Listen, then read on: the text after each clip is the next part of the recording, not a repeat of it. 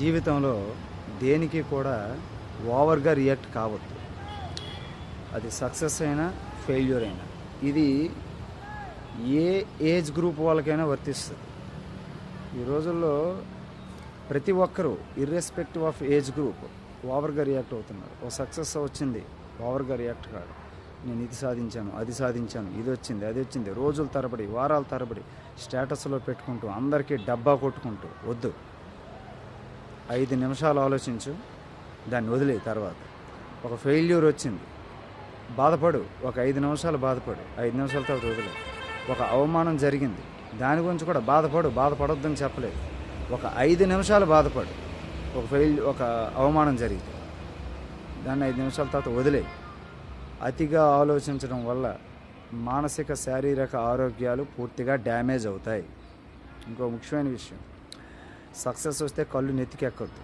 ఎందుకు వచ్చింది, ఇంకా బాధ్యతగా ఉండాలి. ఎందుకంటే 10 మార్కులు వచ్చినోడికి 70 వస్తే పర్వాలేదు, ఎప్రిషియేట్ చేస్తారు అందరూ. కానీ 99 వచ్చినోడికి 50 మార్కులు వస్తే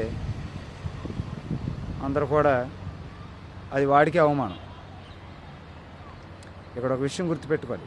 ఒక ఫెయిల్యూర్ వచ్చింది, ఎలాగ ఆలోచించాలి, దాని గురించి బాధపడడం కాదు. బాధపడు, ఒక 5 నిమిషాలు బాధపడు, కానీ వెంటనే ఎందుకు వచ్చింది, నేను నాలో ఏం సరి చేసుకోవాలి, ఎక్కడ మిస్టేక్ చేశాను, ఒకసారి కూర్చొని ఇంట్లోనే ఏకాంతంగా కూర్చొని ఆలోచించు. పరమేశ్వర, ఈశ్వర, నాకు దారి చూపించని ప్రార్థించు. ఒక అవమానం వచ్చింది, బాధపడు. ఒక 5 నిమిషాలు బాధపడు, బాధపడొద్దని చెప్పట్లేదు. 5 నిమిషాలు బాధపడు, కానీ 5 నిమిషాల తర్వాత ఆ బాధను వదిలేసి నెక్స్ట్ నీ కర్తవ్యం ఏంటి, వాట్ నెక్స్ట్ అనేది ఆలోచించు.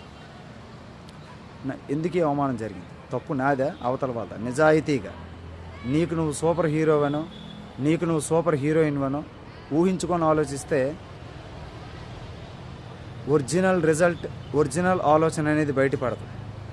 ఎప్పుడు కూడా ఒక అవమానం జరిగింది, ఒక ఫెయిల్యూర్ వచ్చిందంటే నా ఆలోచనలో ఏంటి, ఇది నా ఆలోచనలో ఎలా తేడానా, నా ఆలోచనలో తప్ప, లేకపోతే నా యాక్షన్స్ అంటే నేను చేసిన పనుల్లో తప్ప, లేకపోతే మనసులో చెడు ఆలోచనలు వస్తున్నాయి.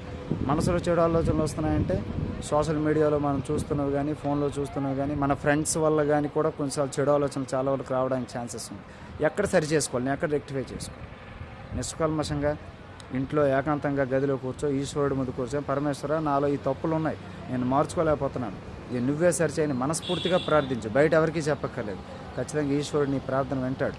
ఇతరులు ఎరుగకుండా ఈశ్వరుడు ఎరుగడా అంటారు. అంటే మనుషులు మోసం చేస్తారు, ఈరోజు ఉంటారు, రేపు పోతారు, కానీ ఈశ్వరుడు మోసం చేయడు. ఫైనల్గా చెప్పొచ్చేది, దేనికి అతిగా రియాక్ట్ కాకు. అది సక్సెస్ అయినా, సన్మానమైనా, పొగడతైనా రియాక్ట్ కావద్దు. 5 నిమిషాలు ఆలోచించి వదిలేదాన్ని. అహంకారం ప్రవేశించిందా, నేను ఇంతటి వాడిని అంతటి వాడిని అనుకున్నావా, నీ పతనానికి నాంది. ఒక అవమానం జరిగింది, ఫెయిల్యూర్ వచ్చింది, బాధపడు, 5 నిమిషాలు బాధపడు, తర్వాత వదిలే. తర్వాత నీ కర్తవ్యం ఏంటి, వాట్ నెక్స్ట్, అంతే. ఎందుకంటే ఈ జీవితంలో నీకు నువ్వు ఒంటరిగా ప్రయాణించాలి తప్పించి చివరి వరకు ఎవడు నీతో తోడు ఉండరు, ఒక్క ఈశ్వరుడు తప్ప. గుర్తుపెట్టుకో. శ్రీమాత్రే నమః.